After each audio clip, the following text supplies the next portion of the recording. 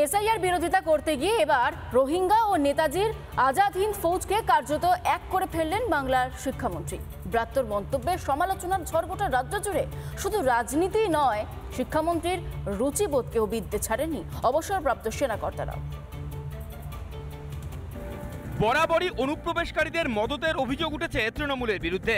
তৃণমূলের এসআইআর বিরোধিতাও সে কারণেই বলে মনে করে বিরোধীরা। তবে এবার সবাইকে ছাপিয়ে গেলেন ব্রাত্য বসু।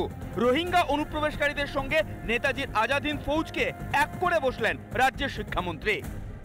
মায়ানমার থেকে যদি রোহিঙ্গারা এখানে ঢোকে, ভুলে যাবেন না মায়ানমার মানে বার্মা থেকে ওই রাস্তা, কলকাতা আসার রাস্তা, পশ্চিমবঙ্গ, এই রাস্তা হচ্ছে আজাদ হিন্দ ফৌজ আসার রাস্তা। নেতাজি গোটা দেশের গর্ব, আর তার বাহিনীর সঙ্গে রোহিঙ্গাদের তুলনা। বোধ বুদ্ধি লোপ পেল নাকি মন্ত্রী মশাইয়ের? রাজ্যের শিক্ষামন্ত্রী তার ক্ষুদ্র রাজনীতি করতে করতে এবং তার দলের রাজ্য নেতৃত্বকে খুশি রাখার জন্যে দেশকে কোনো জায়গায় আমার মনে হয় ছোট করে ফেলছে। ইন্ডিয়ান ন্যাশনাল আর্মির সঙ্গে তার উপমাটা আনলো হচ্ছে রোহিঙ্গাদের অনুপ্রবেশ ভারতে অথবা পশ্চিমবাংলা, এবং ওনার জানা উচিত পশ্চিমবাংলায় কোনো বার্মা অথবা এখনকার মায়ানমার থেকে রাস্তা আসে না।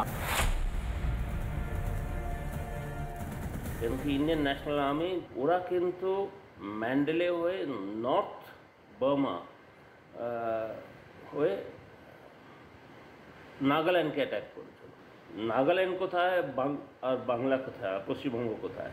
রোহিঙ্গাদের আইনের সাথে তুলনা করা আর ওদের রুটটা বেছে বলা, এটা কিন্তু একদম হাস্যস্কর।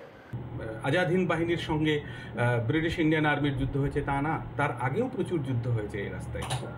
এটা একটা ঐতিহাসিক রুট, এর গুরুত্ব আলাদা। যে অভিযান এক এক সময় আমাদের দেশের রাজারা নেতারা করেছেন, সেগুলোর সঙ্গে এগুলোকে তুলনা না করাই বেটার। নেতাজির এহেন অপমান ছেড়ে কথা বলেনি বিজেপিও।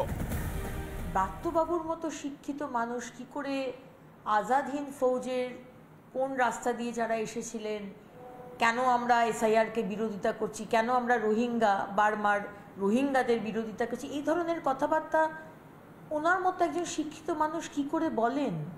তো অরিজিনালি কমিউনিস্ট, হেডকোয়ার্টার চীন, এর নাম হয়েছে এখন ভৃত্য বসু, ব্রাত্য বসু নয়। এই ধরনের কথা বলছে নাম্বার বাড়ানোর জন্য পিসি ভাইপোর কাছে, আর অন্য কিছু। তৃণমূলে জায়গা পেতে হলে কি বোধ বুদ্ধি যুক্তি তর্কের ধার ধারলে চলে না? খোদ শিক্ষামন্ত্রী যদি দেশনায়কদের সম্পর্কে এই ধরনের মন্তব্য করেন, তৃণমূলের আমলে পড়ুয়ারা কি শিখবে তা সহজেই অনুমান করা যায়। রিপাবলিক বাংলা। নানা ধরনের কন্টেন্ট দেখার জন্য লাইক করুন, শেয়ার করুন আমাদের ফেসবুক পেজ, সাবস্ক্রাইব করুন আমাদের ইউটিউব চ্যানেল। পাশাপাশি অন্যান্য ব্রেকিং নিউজের জন্য অবশ্যই চোখ রাখুন রিপাবলিক বাংলায়।